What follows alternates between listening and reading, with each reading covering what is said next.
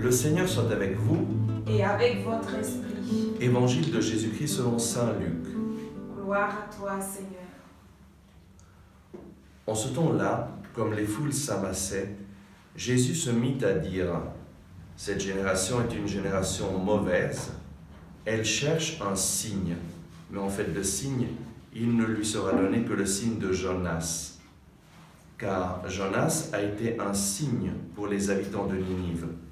Il en sera de même avec le Fils de l'homme pour cette génération. » Lors du jugement, la reine de Saba se dressera en même temps que les hommes de cette génération, et elle les condamnera. En effet, elle est venue des extrémités de la terre pour écouter la sagesse de Salomon, et il y a ici bien plus que Salomon. Lors du jugement, les habitants de Ninive se lèveront en même temps que cette génération, et ils la condamneront. En effet, ils se sont convertis en réponse à la proclamation faite par Jonas. Et il y a ici bien plus que Jonas. Acclamons la parole de Dieu. Louange à toi, Seigneur Jésus. Dans l'évangile d'aujourd'hui, on voit les foules qui s'amassent auprès de Jésus. Et Jésus commence à prêcher, mais une prédication qui peut-être nous surprend. Cette génération est une génération mauvaise. Elle cherche un signe, mais en fait le signe, il ne lui sera donné que le signe de Jonas. Il commence vraiment avec une parole forte, une parole de conversion, en fait une parole « vous êtes mauvais ». Cette génération est mauvaise et on lui donnera seulement le signe de Jonas. Ce n'est pas le type de prédication pour attirer les gens, pour les faire se sentir bien, mais c'est une prédication pour aider les gens à retourner vers le Seigneur. En fait, le signe de Jonas, c'est quoi? C'est un appel à la conversion. Nous avons lu, durant la première lecture, la parole du Seigneur fut adressée à Jonas. Dieu parle, et il parle à travers des prophètes. Et un prophète, c'est une personne qui reçoit la parole de Dieu pour la transmettre aux hommes. Et Dieu parle à Jonas et lui dit : « Lève-toi, va à Ninive, la grande ville païenne, proclame le message que je te donne sur elle. » Et Jonas le fait. Et qu'est-ce qu'il va proclamer? Écoutez bien. Encore 40 jours et Ninive sera détruite. Encore 40 jours et Ninive sera détruite. C'est une proclamation vraiment terrible.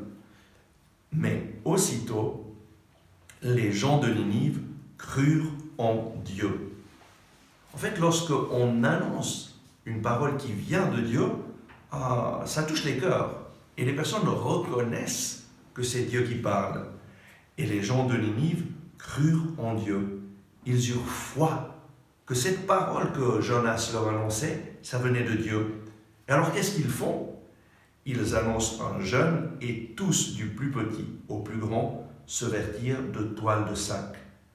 Ils font un geste de conversion, de pénitence. Et le roi de Ninive émane un décret. Hommes et bêtes, gros et petits bétail, ne goûteront rien, ne mangeront pas et ne boiront pas. Qu'est-ce qu'ils font? Ils prennent l'arme du jeûne pour retourner vers le Seigneur. Et ils prennent l'arme du jeûne le plus dur parce qu'ils ne mangent pas, ils ne boivent pas. Ça, c'est le type de jeûne le plus dur. En fait, la personne humaine peut faire ce jeûne seulement pendant 3 jours. Après 3 jours, c'est dangereux pour la santé de ne pas boire. Mais c'est vraiment le type de jeûne le plus dur pour dire « Seigneur, on revient à toi et on va te chercher, on va nous mettre à ton écoute. Nous reconnaissons que tu es notre Dieu et nous voulons te rencontrer. » Et ça, c'est l'arme que les gens de Ninive prennent. Mais cette arme du jeûne ne suffit pas. Le jeûne doit toujours être uni à la prière. Parce que ne pas manger, on peut ne pas manger pour plein de raisons. On peut ne pas manger pour maigrir, pour des raisons de santé, ou en fait. Mais s'il n'y a pas une raison spirituelle, ce n'est pas un jeûne pour retourner à Dieu. Et donc, qu'est-ce qu'ils font? Ils jeûnent et ensuite, on criera vers Dieu de toute notre force. Ils unissent la prière au jeûne. Et la prière, c'est une relation avec Dieu. C'est toujours Dieu qui a pris l'initiative. Il a parlé à travers le prophète Jonas. Et l'homme répond en lui criant, en lui demandant « Seigneur, aie pitié de nous. Seigneur, pardonne-nous. » Et chacun se détournera de sa conduite mauvaise et de ses actes de violence.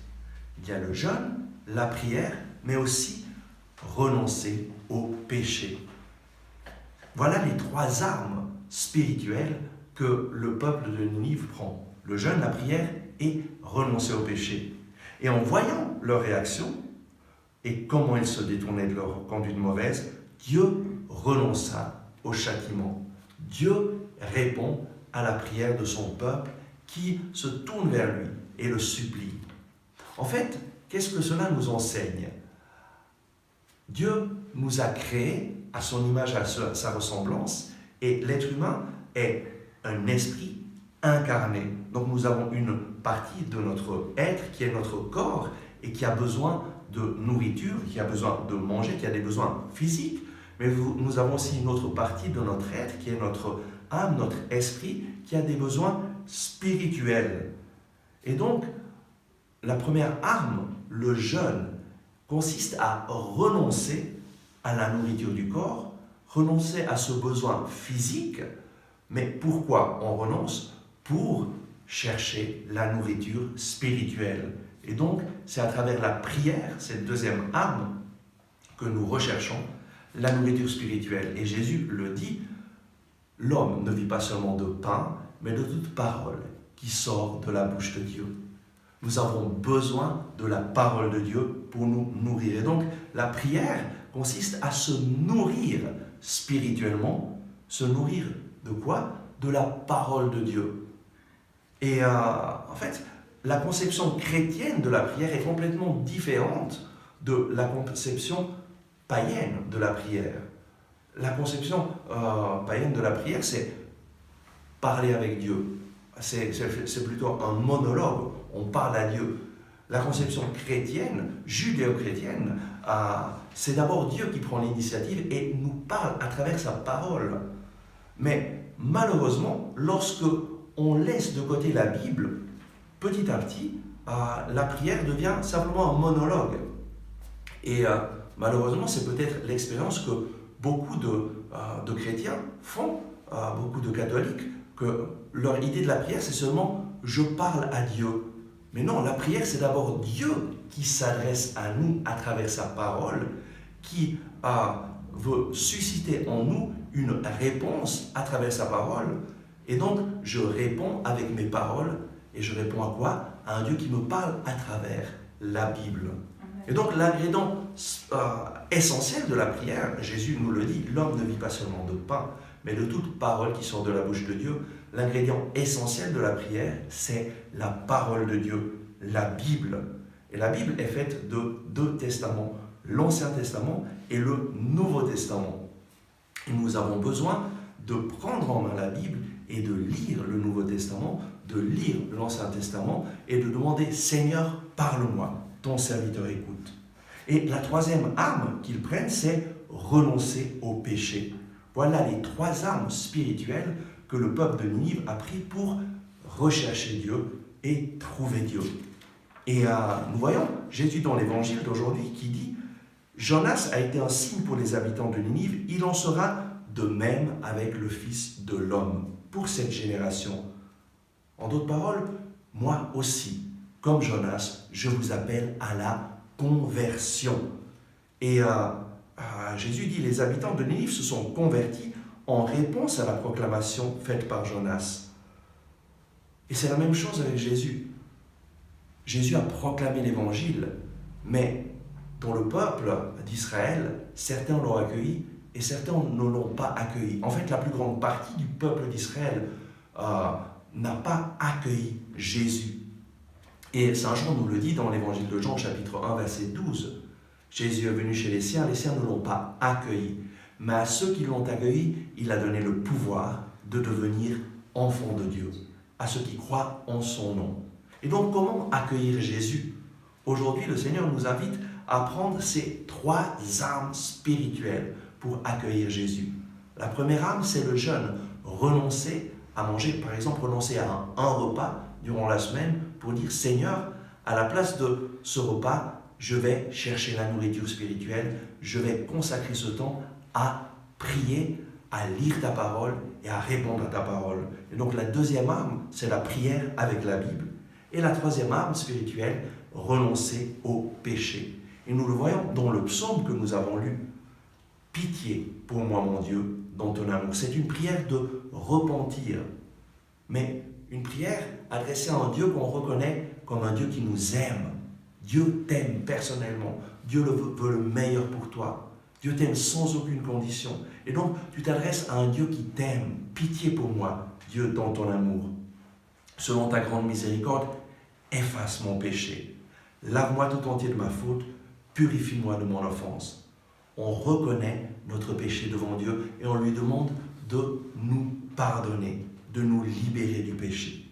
Crée en moi un cœur pur, ne me reprends pas ton Esprit Saint. Et donc aujourd'hui, le Seigneur nous appelle à la conversion, c'est-à-dire à changer de direction et à changer de priorité. La priorité pour notre vie, pour la vie humaine, c'est Dieu. Pourquoi? Parce que c'est Dieu qui nous a créés. Et notre cœur est sans paix jusqu'à ce que nous trouvons Dieu, jusqu'à ce que nous trouvons la paix en Dieu. Et donc, comment nous convertir? À travers ces 3 armes spirituelles. Le jeûne, je renonce à la nourriture. Par exemple, je renonce à un repas chaque semaine pour demander au Seigneur de venir me visiter. On peut renoncer aussi à 2 repas ou 3 repas, à faire un jour de jeûne. En fait, chacun selon ses possibilités, mais le jeûne est une arme essentielle pour chercher le Seigneur. Deuxièmement, prier avec la Bible. Par exemple, avec le Nouveau Testament, en lisant un chapitre de l'Évangile, en commençant avec l'Évangile, par exemple, de Saint Marc, en disant « Seigneur, parle-moi, Jésus, je veux entendre ta voix. » Et ensuite, avec l'Ancien Testament, commençons avec les psaumes. Lisez un psaume en priant, en demandant « Seigneur, parle-moi, indique-moi le chemin à suivre. » Et troisième arme, renoncer au péché pour accueillir Jésus dans notre vie et devenir enfant de Dieu. Oui, Seigneur Jésus, merci parce que toi, tu nous invites à la conversion. Tu nous invites en ce temps de carême à prendre les armes spirituelles, à prendre l'arme du jeûne, de renoncer à la nourriture, à prendre l'arme de la prière pour nous nourrir spirituellement de ta parole et après prendre l'arme de la renonciation au péché, renoncer à ce qui nous éloigne de toi. Seigneur, nous voulons prendre en main ces armes pour vivre la vie en abondance pour laquelle tu nous as créés. Amen.